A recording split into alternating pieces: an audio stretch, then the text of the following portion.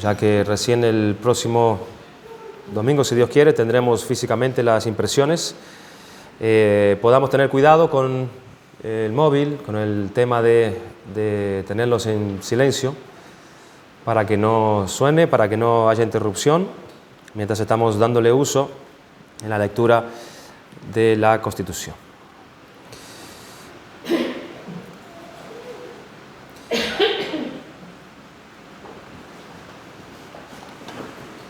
En el estudio anterior, nosotros dimos comienzo a este nuevo apartado que trata el tema de la membresía de la Iglesia.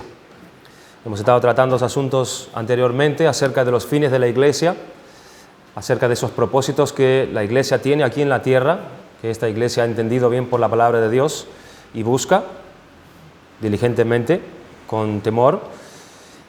Hemos hablado también acerca de nuestra base de fe, acerca de cómo hemos nosotros adoptado la Confesión de Fe de Londres de 1789, este siendo un documento donde resume las doctrinas más importantes de la palabra de Dios. Este documento es una gran ayuda para nuestra guía, en donde tenemos allí mucha información que se desprende de la palabra de Dios para que podamos conocer y mirar y buscar mejor, de manera ordenada, todos aquellos temas que son importantes, que debemos conocer y saber dentro de la Iglesia, que concierne mucho al tema de la membresía, que todos nosotros debamos conocer y saber estas verdades para que todos estemos en un mismo sentir, en una misma mente, caminando juntos. La membresía de la Iglesia es un asunto que trata del gobierno y del orden establecido en la Iglesia en todo el tiempo que ella estará aquí en la tierra antes de la segunda venida del Señor Jesucristo. Nosotros somos miembros de una iglesia local, a la vez somos miembros de la iglesia universal de Cristo. Y mientras nosotros estemos aquí, tenemos que saber, tenemos que conocer cómo son las instrucciones de Cristo, de cómo tenemos que vivir unos con otros dentro de nuestras iglesias locales. La iglesia es el cuerpo de Cristo. La iglesia es de Cristo. Él es su Señor, Él es el único que tiene el derecho, la suprema autoridad y toda el derecho de guardarla, de guiarla, de edificarla, de santificarla con sus propias enseñanzas, ya que es Él quien la compró a través del derramamiento de su sangre. Jesucristo salva a hombres y a mujeres pecadores. ¿Para qué? Habíamos mencionado el domingo anterior, para poder traerlos a la iglesia. Ese es el sentido de Cristo. Él salva a pecadores, Él llama a mujeres y a hombres para traerlos a la iglesia, para que sean parte de su iglesia universal. Pero los salva y los trae para que sean parte también de una iglesia local. Ellos deben pertenecer a una iglesia local para que los sigan a Él desde allí, desde una iglesia local, donde allí son miembros de esa iglesia de Cristo y son llamados a someterse a la autoridad de Cristo y son llamados a someterse al orden establecido por Cristo en sus iglesias locales, la iglesia de los santos, como decía Pablo. Por eso, hermanos, el ser miembro de la iglesia de Jesucristo no es cualquier cosa. No es algo insignificante, es algo que nosotros tenemos que tener bastante claro, bastante aprendido y bastante estudiado. Es un asunto muy importante para los miembros de la iglesia y para el buen funcionamiento de la iglesia. Estamos llamados a conocer en su palabra qué es lo que Cristo quiere de cada miembro de su iglesia, qué se espera de aquellos que son admitidos como miembros de la iglesia de Cristo. ¿Qué cosas deben observar aquellos que son o que están puestos por Cristo como autoridad de una iglesia en los miembros? ¿Qué cosas son las que debemos buscar y guardar en la iglesia como miembros? ¿Cuál es el orden establecido por Cristo en su palabra con el que tenemos y debemos convivir para buscar esos fines establecidos en la iglesia? Después de haber dejado claro algo que también miramos y vimos en el domingo pasado, que Jesucristo es la suprema autoridad de la iglesia y como Él llama a que todos sus miembros estén sujetos a Él, pasemos entonces, hermanos, a considerar esos requisitos para la membresía. Este es un tema que vamos a comenzar ahora, vamos a comenzar hoy y que iremos profundizando domingo tras domingo. Es un tema muy importante. Sé que hemos dado en algún momento el tema de la membresía de la iglesia, fue algo muy bueno para todos nosotros, pero este es el documento que estamos estudiando ahora, nuestra Constitución, los estatutos de nuestra Constitución.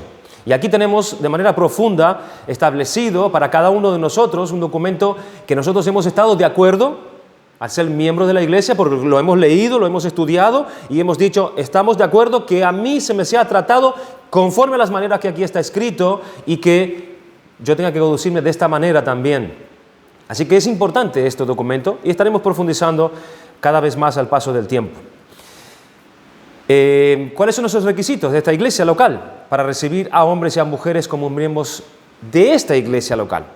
Vamos a estar tratando de manera particular nuestra iglesia local, los requisitos para ser miembros de esta iglesia local.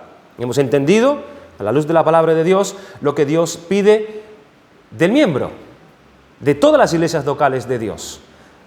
Entonces, vamos a estar tratando de manera particular el tema de la membresía en esta iglesia local. Vemos allí entonces en el artículo 5, si ustedes lo pueden ver un poco más adelante, allí al principio del documento tenemos nosotros en el artículo 3 artículos de fe, que ya lo hemos visto. Tenemos la afiliación, donde nosotros hemos ya dicho que no reconocemos ninguna autoridad eclesiástica además de la de Cristo, ¿sí? En la sección segunda nos habla de la iglesia y la cooperación de esta iglesia en tener la misma mente en todos los asuntos y los intereses de Cristo como autoridad. Y pasamos a ese artículo 5 donde nos habla acerca de la membresía. Dice la sección número 1, refiriéndose a los requisitos para ser miembro, y dice así: será elegible para ser miembro de esta iglesia cualquier hombre o mujer que profesa fe en nuestro Señor Jesucristo y arrepentimiento hacia Dios, que manifiesta una vida transformada por el poder de Cristo, que ha sido bautizado sobre la profesión de su fe, que expresa su acuerdo con la confesión de fe, los estatutos y la constitución de esta iglesia, que tiene la intención de dar apoyo de todo corazón a su ministerio y, por último, que está dispuesto a someterse a su gobierno y disciplina formativa y correctiva. Yo creo que hoy va a ser suficiente que toquemos estos puntos como requisitos para ser miembros de la iglesia local de Cristo. Nuestra Constitución establece que será elegible para ser miembro de esta iglesia cualquier hombre o mujer, y vemos una serie de requisitos. El primer de ellos es el siguiente: que profesa fe en nuestro Señor Jesucristo y arrepentimiento hacia Dios. Después del sermón del apóstol Pedro, allí en Pentecostés, antes de que se agregaran a la membresía de la iglesia esas 3.000 personas o más de 3.000 personas, el apóstol Pedro le habla acerca de un fundamental requisito para ser miembro de la iglesia de Cristo. Y dice en Hechos capítulo 2, versículo 37 lo siguiente: al oír esto, después que Pedro predicó aquel sermón, se compungieron de corazón y dijeron a Pedro y a los otros apóstoles: varones hermanos, ¿qué haremos? Pedro les dijo, y aquí está el requisito: arrepentíos y bautícese cada uno de vosotros en el nombre de Jesucristo para perdón de los pecados, y recibiréis el don del Espíritu Santo. Aquí Pedro es claro, hay un requisito. ¿Qué haremos?, preguntaron ellos. Arrepentimiento. Arrepentimiento es un requisito fundamental para que una persona se haga miembro de la iglesia de Jesucristo.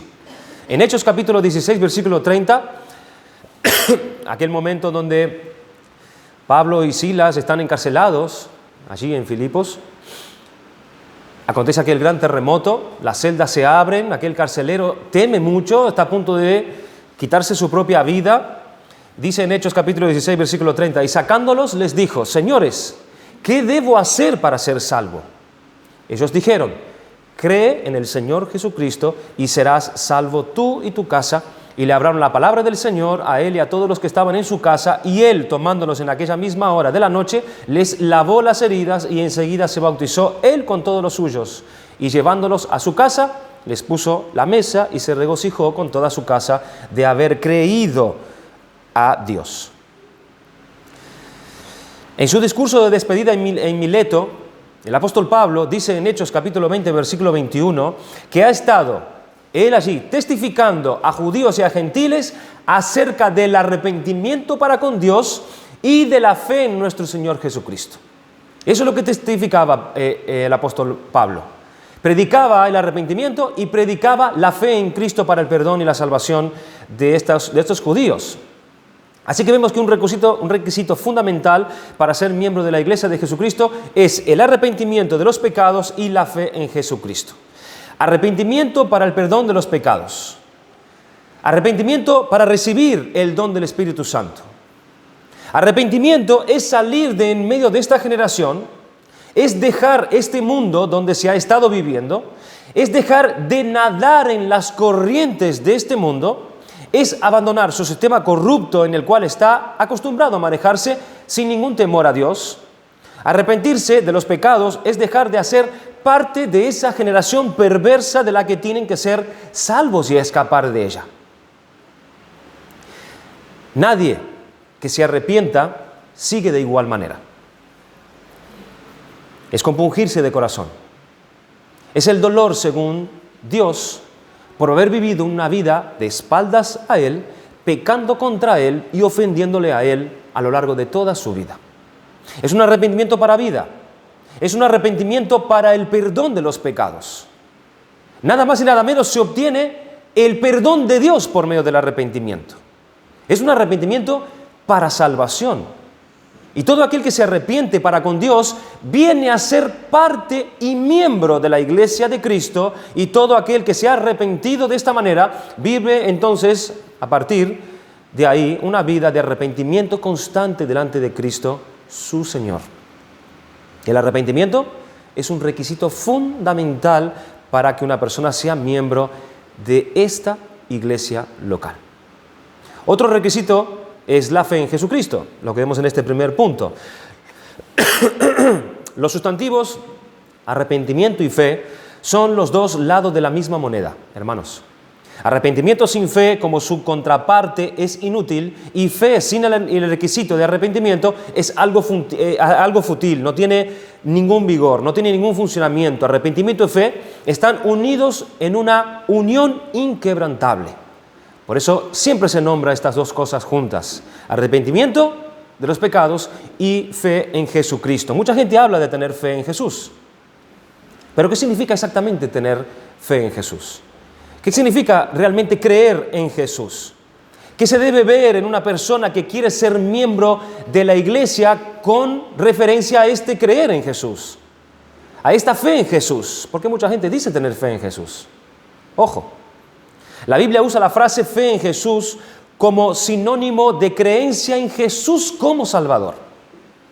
Eso es lo fundamental. Creer en Jesús, poner la fe en Jesús, es creer que Jesús es el Salvador. Romanos capítulo 3, versículos 22 y 23 dice que la justicia de Dios por medio de la fe en Jesucristo es la que se manifiesta para todos los que creen en Él. Porque no hay diferencia por cuanto todos pecaron y están destituidos de la gloria de Dios. Cuando nosotros ponemos nuestra fe en Jesús, creemos en Él y Dios nos concede de su justicia. Porque no podemos presentarnos delante de Dios con nuestra propia justicia, por cuanto todos estamos destituidos de su gloria. Entonces, por medio de la fe en Cristo, se nos es dada a nosotros la justicia de Él. Tener fe en Jesús significa confiar en Él. Simplemente, completamente y sin reservas. Cuando una persona tiene fe en Jesús, significa que cree que Jesús es quien dice ser. Es decir, Dios en forma humana, que es Dios mismo. Y confía en lo que Jesús ha hecho también. Es decir, murió y resucitó para nuestra justificación. Esta fe en la persona y en la obra de Cristo es la que salva. Es la que salva. Romanos capítulo 10, versículo 9 dice que si confesares con tu boca que Jesús es el Señor y creyeres en tu corazón que Dios le levantó de los muertos, como resultado, serás salvo. Por eso Juan escribió: todo aquel que cree que Jesús es el Cristo es nacido de Dios. Que Jesús es el ungido, que es el enviado de Dios para salvar a los pecadores. Todo aquel que cree eso es nacido de Dios. En Juan 3:16, Juan dice que porque de tal manera amó Dios al mundo, que ha dado a su Hijo unigénito, ¿para qué? Para que todo aquel que en Él cree, para que todo aquel que ponga en Él su fe, para que todo aquel que crea que Él es el enviado de Dios para el perdón de sus pecados. Y como resultado, no se perderá, sino que tendrá la vida eterna. La clave es creer en respuesta al amor de Dios. Cualquiera que ponga su fe en Jesús tiene entonces de parte de Dios la promesa de la vida eterna. Sin fe en Jesús, permanecemos en pecado y por lo tanto Dios no puede aceptarnos para estar en su presencia. Con la fe en Jesús tenemos acceso al Padre porque pasamos automáticamente a ser hijos de Dios y Él nos recibe como un Padre. Tener fe en Jesús es rechazar todas las demás formas de salvación. Tener fe en Jesús y creer en Jesús como el único Salvador es rechazar todas las demás formas inventadas por los hombres o como medio de salvación. No podemos confiar en Jesús y en cualquier otra cosa. No podemos hacer eso.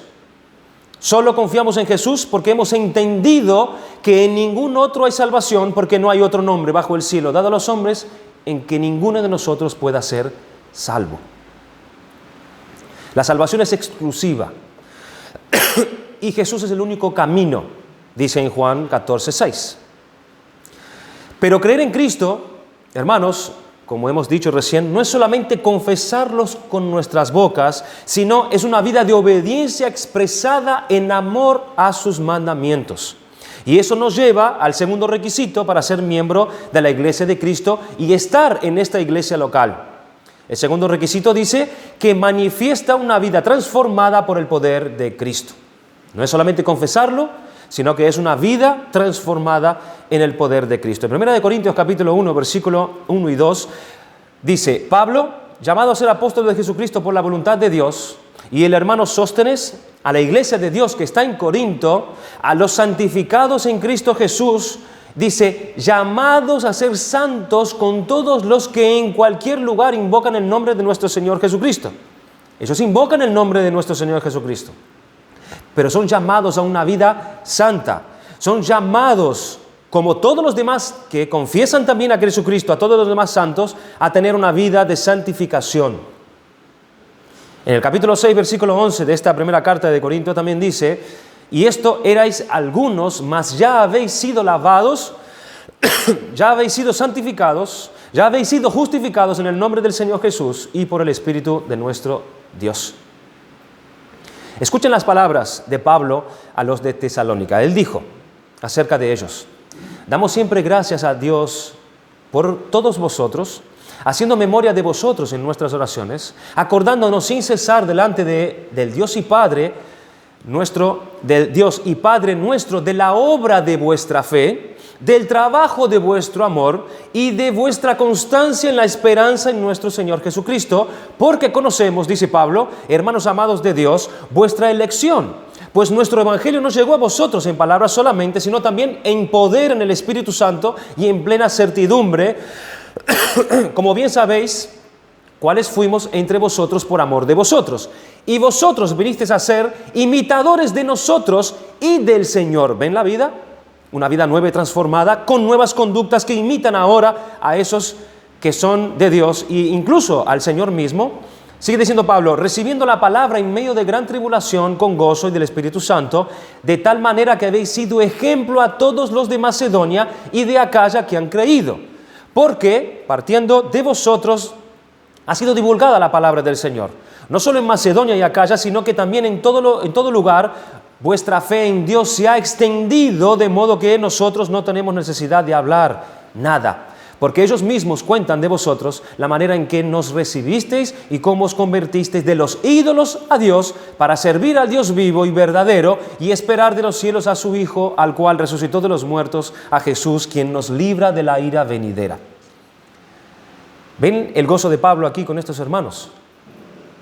Ellos fueron llamados a la santidad y ellos estaban dando ejemplo de una vida transformada, habiendo abandonado su vieja manera de vivir y ahora viniendo a servir al único Dios vivo y verdadero. Dice el versículo 3, acordándonos sin cesar delante de Dios y Padre nuestro, de la obra de vuestra fe, del trabajo de vuestro amor y de la constancia en la esperanza de nuestro Señor Jesucristo. La idea es que la obra es definitivamente una obra de fe. Es la obra de vuestra fe. Es la obra como resultado de vuestra fe, está diciendo Pablo. Es decir, obra que emana de la fe, que se lleva a cabo por haber tenido una fe en Cristo. Una obra que revela una verdadera fe. Pablo habla de obra, de esfuerzo. de paciencia, y todo esto lo dice que es en nuestro Señor Jesucristo. Es en miras al Señor que los salvó, está diciendo. El versículo 9 dice, porque ellos mismos cuentan de nosotros la manera en que nos recibisteis y cómo os convertisteis de los ídolos a Dios para servir al Dios vivo y verdadero. La mayoría de los de esta iglesia a la que Pablo escribe eran personas gentiles. Eran personas que estaban acostumbradas a adorar ídolos. Pero habiendo experimentado un auténtico y profundo cambio interno que era manifestado también en forma externa, toda su vida entonces ahora activa, marchaba ahora en una dirección opuesta a esos ídolos. Lejos de los ídolos, ahora dirigida hacia Dios y al servicio de Dios. Cuando Dios convierte a un hombre, Dios cambia enteramente su persona. No solamente las emociones de esa persona, en tal forma que se lamenta de su pasada manera de vivir, sino que, además, cambia su mente, cambia su voluntad, operándose en cuanto a ellos en cambio completo y fundamental, lo cual se hace evidente en la conducta exterior de esa persona a quien Dios ha convertido. Se habían vuelto al Dios vivo y verdadero. Se dispusieron en abandonar toda esa idolatría que tenían para ahora servir con temor al Dios real. A este Dios es al que a los tesalonicenses se habían tornado para servirle continuamente, sometiéndose a Él en forma tan rendida. Un requisito fundamental para ser miembro es este, que manifiesta una vida transformada, hermanos, por el poder de Cristo. Y cuando este requisito está presente, ¿qué hace la persona? La persona se bautiza. Se bautiza en base a lo que ella ha creído, que es el tercer requisito que tenemos adelante, que ha sido bautizado sobre la profesión de su fe. Ese es el tercer requisito. Hechos capítulo 2, versículo 41 dice, así que los que recibieron su palabra fueron bautizados y se añadieron aquel día como 3.000 personas. El bautismo cristiano es el medio por lo cual una persona hace proclamación pública de fe y discipulado. En las aguas del bautismo, una persona dice sin palabras, confieso mi fe en Cristo, Jesús ha limpiado mi alma del pecado y ahora tengo una nueva vida de santificación. Eso es lo que expresa por medio de ese acto pasando por las aguas. El bautismo cristiano ilustra con estilo dramático, dice un comentarista, la muerte, sepultura y resurrección de Cristo. Eso es lo que está expresando el bautismo. Al mismo tiempo también ilustra nuestra muerte al pecado y nuestra nueva vida en Cristo Jesús. Jesús dijo, por tanto, id y haced discípulos a todas las naciones, bautizándolos en el nombre del Padre y del Hijo y del Espíritu Santo, enseñándoles que guarden todas las cosas que os he mandado, y he aquí yo estoy con vosotros todos los días hasta el fin del mundo. Mateo 28, 19 al 20. Todas estas palabras de Cristo, estas instrucciones aquí de Cristo, especifican que la iglesia, hermanos, es responsable de enseñar la palabra de Jesús, de hacer discípulos y de bautizar a aquellos que creen. Por eso es un requisito indispensable que la persona se bautice para ser miembro de la iglesia, de esta iglesia local. Para ser miembro de esta iglesia local hay que bautizarse. Es un mandamiento que Cristo ha dado a la iglesia. Imagínate una persona que esté un tiempo aquí entre nosotros, escuchando las enseñanzas, permaneciendo en comunión con nosotros de algún modo, domingo tras domingo, y ella acepta la predicación, acepta que esta es una iglesia de Dios, entiende que quiere ser miembro de esa iglesia, quiere ser parte de esa iglesia, pero no quiere bautizarse, porque entiende que eso es algo del pasado y entiende que eso ya no es algo tan importante hoy en día. Cuando nosotros entendemos que eso es un mandamiento de Cristo, no puede haber acuerdo, ¿verdad?, con esa persona. No puede haber ningún tipo de acuerdo con esa persona. No hay un mismo entendimiento. Tampoco habría un mismo entendimiento si esa persona que quiere hacerse miembro no expresa su acuerdo con las cosas que nosotros creemos. Por ejemplo, con nuestra confesión de fe, con nuestros estatutos, que esa persona está llamado a conocer los estatutos antes de querer ser miembros de nuestra iglesia, porque se va a tener que someter a ese orden establecido aquí. Y eso nos da pie al cuarto punto, al cuarto requisito también, que expresa su acuerdo con la confesión de fe, los estatutos y la constitución de esta iglesia.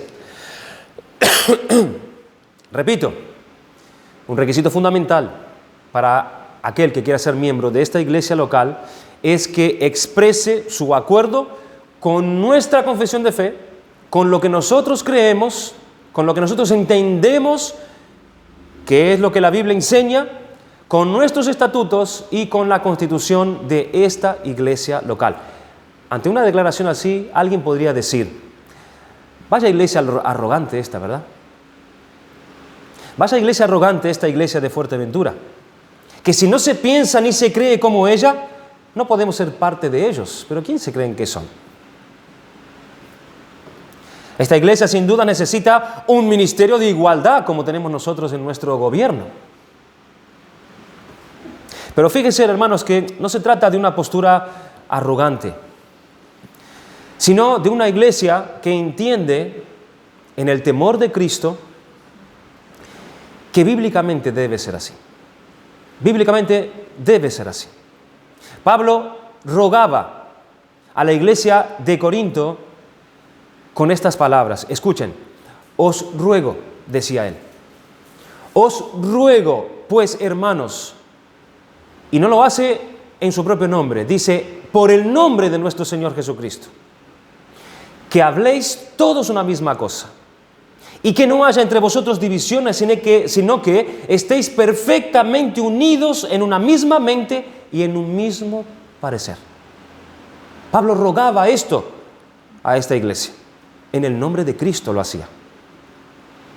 Pablo estaba induciendo e incitando a esta iglesia de Corinto a la arrogancia, al llamarlos a ellos a que estén unidos en una misma mente, a que crean lo mismo. Más bien nos estaba librando de esa arrogancia que caracterizaba a los corintios a causa de sus individualidades, porque de esa manera que vivía esta iglesia.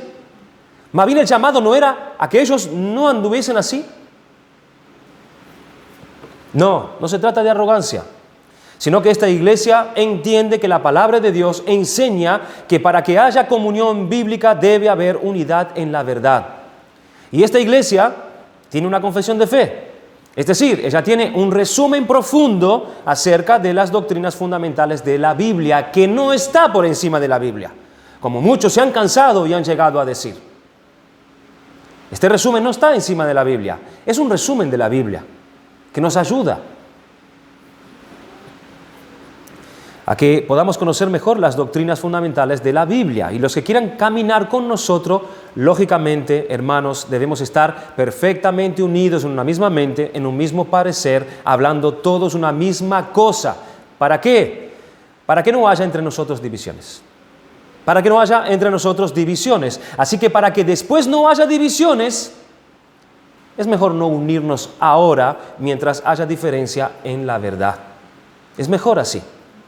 No todos los cristianos, incluso del entorno reformado, están de acuerdo en muchas cuestiones.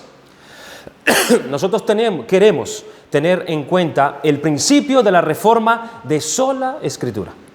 Que sea la palabra de Dios la que establezca la verdad en medio de nosotros como nuestra única norma, nuestra única autoridad. Pero al mismo tiempo mostrando un espíritu, hermanos, de gracia a aquellos que no comparten nuestras convicciones particulares. ¿Por qué? Porque ¿cómo caminarán juntos si no se ponen de acuerdo? Así que estemos de acuerdo entonces de no estar de acuerdo. Estemos de acuerdo en que no estamos de acuerdo y nos libraremos, hermanos, de muchos dolores, Pero si no estamos de acuerdo en hablar la misma cosa, no nos estaremos entonces apoyando unos a otros en el ministerio. Que es lo que nos dice el quinto requisito, que tiene la intención de dar apoyo de todo corazón a su ministerio.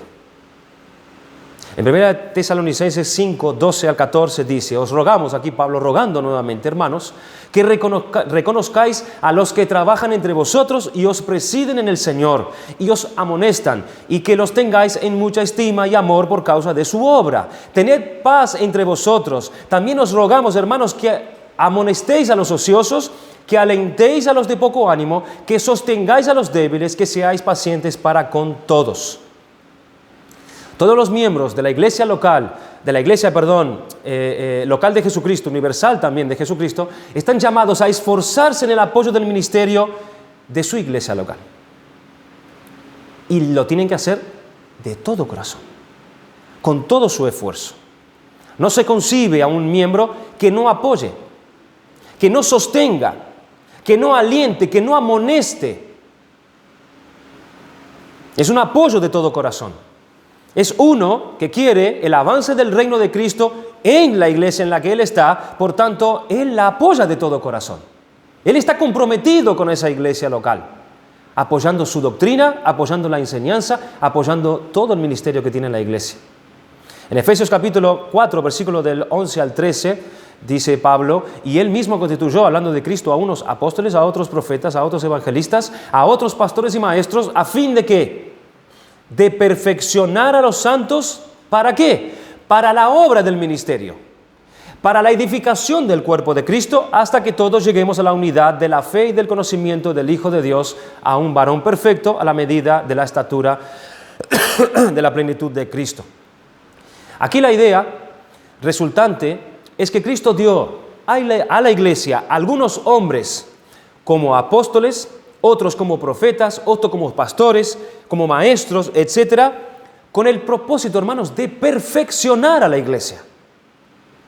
Cristo quiere perfeccionar a su pueblo, o con el fin de proveer el equipo necesario para todos los santos para la obra de ministrar los unos a los otros, a fin de edificar el cuerpo de Cristo.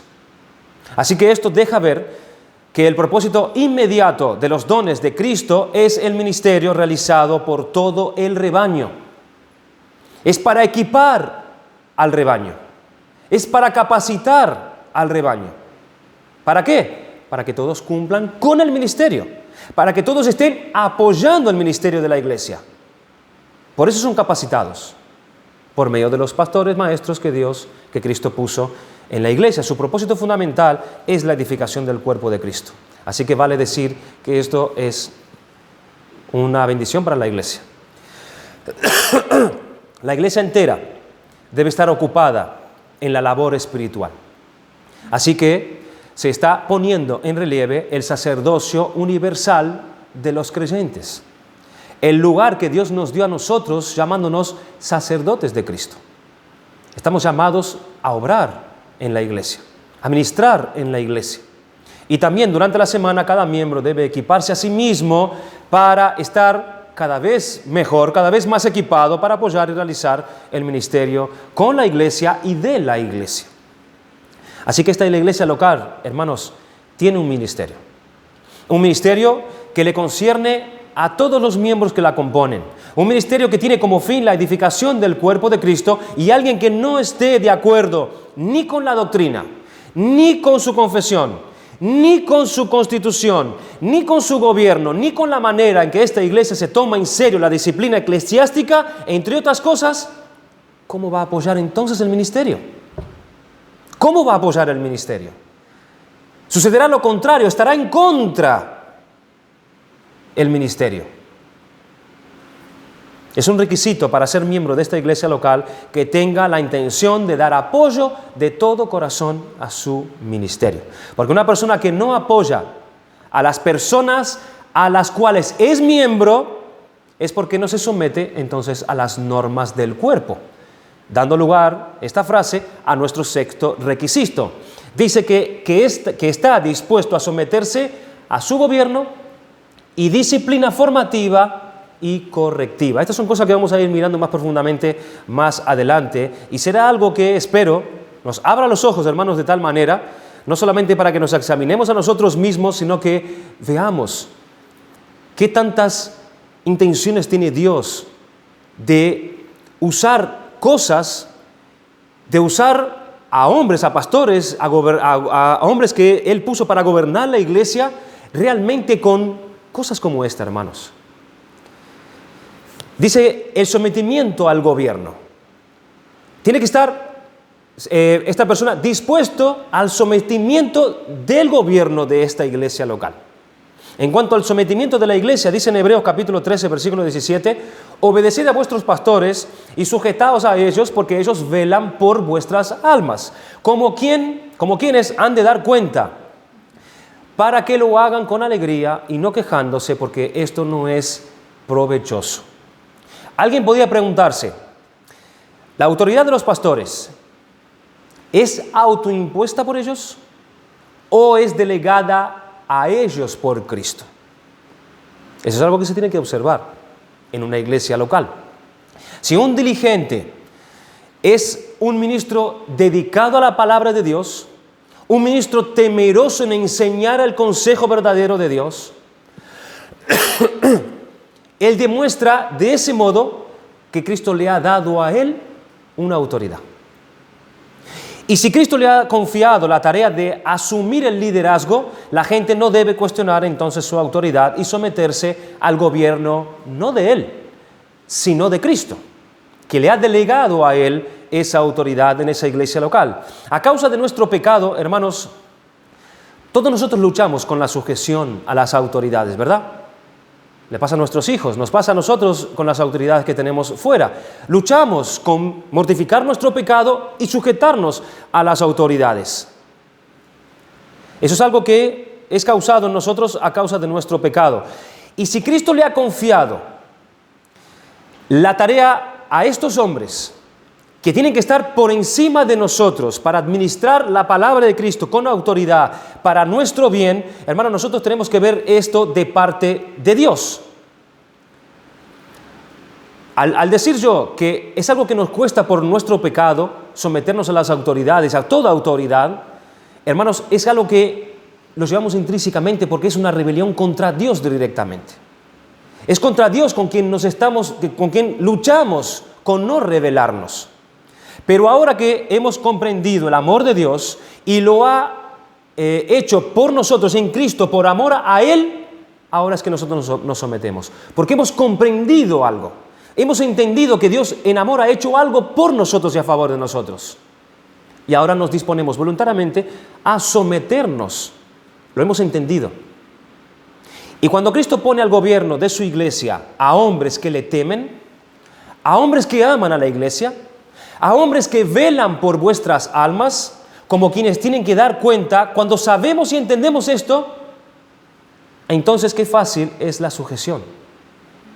Qué fácil es la sujeción entonces. Y Cristo nos manda, obedeced a vuestros pastores y sujetaos a ellos, y Él da un motivo para eso, porque ellos velan por vuestras almas. Cuando nosotros entendemos eso, que esos hombres están velando por nosotros, están orando por nosotros, están obrando y trabajando a favor de nosotros, la sujeción es más fácil. Sujetaos a vuestros maestros, a vuestros pastores, porque ellos velan por vuestras almas como quienes tienen que dar cuenta a Dios. Tienen temor a Dios. Y no sean piedra de tropiezo en la labor de ellos, porque grandes son sus luchas ya. Ardua es su tarea de ser irreprochables ante Dios e irreprochables ante la iglesia. Es un ministerio pesado y profundo, hermanos, el de ser pastor y ministrar la palabra de Dios en una iglesia. El ministerio, en la preparación y la predicación de la palabra, es algo arduo. Obedeced a vuestros pastores y sujetaos a ellos para que lo hagan con alegría y no quejándose, porque esto no es de provecho para ninguno. Para ninguno. Tenemos que someternos a la autoridad de los que están puestos por Dios en esta iglesia local. Ese es un requisito de esta iglesia. El sometimiento voluntario a los que Dios puso como autoridad. En cuanto al sometimiento a la disciplina formativa, en Gálatas capítulo 4, versículo 19, dice: hijitos míos, por quienes vuelvo a sufrir dolores de parto hasta que Cristo sea formado, dice, en vosotros. Todos conocemos, hermanos, la problemática que había en esa iglesia de Galacia, ¿verdad? Los gálatas estaban dejando de escuchar el verdadero evangelio para dejarse instruir por un evangelio falso. Pablo era consciente que la única manera que ellos fuesen transformados a la imagen de Cristo era que ellos se sometieran a la verdadera enseñanza del verdadero evangelio predicado por el apóstol Pablo, las enseñanzas mismas que Cristo le dejó a él.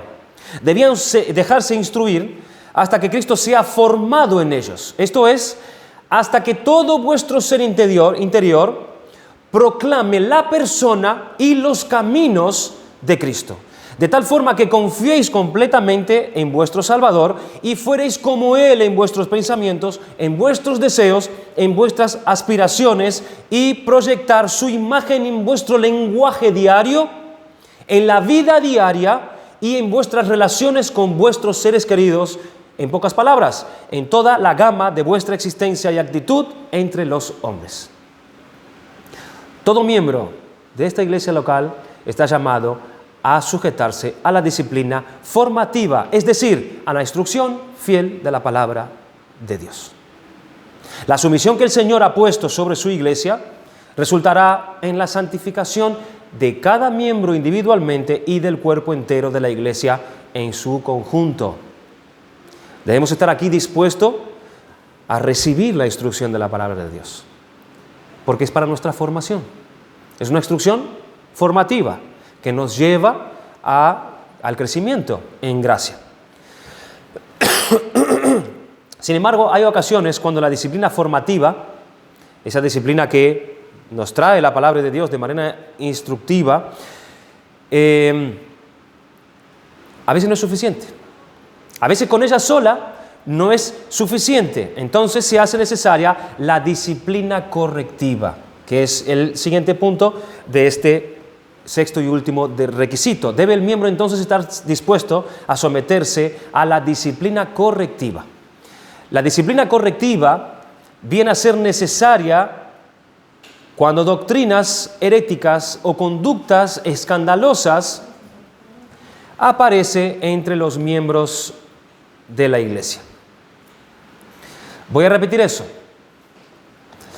A veces la instrucción que nos forma, simplemente aquella que nos viene como instrucción, no es suficiente. Por eso hay que tomar medidas y hay que traer la disciplina correctiva. La disciplina correctiva viene a ser necesaria cuando doctrinas heréticas, repito, o conductas escandalosas aparecen entre los miembros de la iglesia.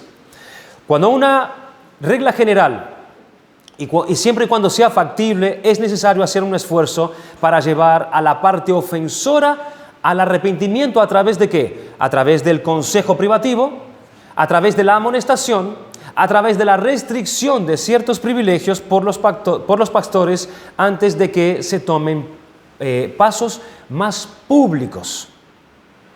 Hay una manera de obrar, es una manera privada, donde se trae a esas personas que tienen una conducta que es digna de ser reprendida o vienen con enseñanzas heréticas, es llamada de manera privada, es corregida, y si hay que tomar alguna medida de quitarle los privilegios, eso se hace.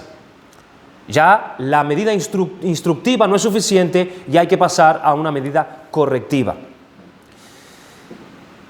Más adelante, hermanos, estaremos entrando en más detalles acerca de estos tipos de disciplinas correctivas, y va a ser, creo, de mucha bendición para nosotros saber a qué nosotros tenemos que estar sometidos y dispuestos, incluso a estar bajo aquellas maneras de actuar de la iglesia que los pastores van a tener que tomar medidas, en donde yo voy a estar de acuerdo con eso, porque entiendo que esa es la manera que Dios nos manda a conducirnos en la iglesia cuando pasan este tipo de cosas. Así que estaremos profundizando más para que aquellos que pretenden ser miembros de esta iglesia tengan más claro en cuanto a nuestra constitución. Tengamos en cuenta estos requisitos de los miembros, hermanos. Lo voy a repetir de manera rápida. Será elegible para ser miembro de esta iglesia cualquier hombre o mujer que profesa fe en nuestro Señor Jesucristo y arrepentimiento hacia Dios, que manifiesta una vida transformada por el poder de Cristo, que ha sido bautizado sobre la profesión de su fe, que expresa su acuerdo con la confesión de fe, los estatutos y la constitución de esta iglesia, que tiene la intención de dar apoyo de todo corazón a su ministerio y que está dispuesto a someterse a su gobierno disciplina formativa y correctiva. De aquí en adelante estaremos mirando bien profundamente este asunto de ser miembro de la Iglesia de Jesucristo, porque los requisitos para entrar en su iglesia y para vivir en su iglesia son los que Cristo ha establecido en las Escrituras y son lo que nosotros debemos buscar. Y nosotros queremos ser, hermanos, fieles al Señor. Queremos ser fieles al Señor, tememos al Señor, sabemos que la iglesia no es nuestra, la iglesia es de Jesucristo. Tememos y queremos ser fieles al Señor. Queremos ser una iglesia local guiada profundamente y solamente por su palabra. Y sabemos que solo así se harán las cosas dentro de nosotros decentemente y con orden. No es nuestra intención ser arrogantes, ni mucho menos, hermanos, sino andar con temor para aprender a conducirnos en la casa de Dios, que es la iglesia del Dios viviente, columna y baluarte de la verdad, hasta que Cristo sea formado en nosotros.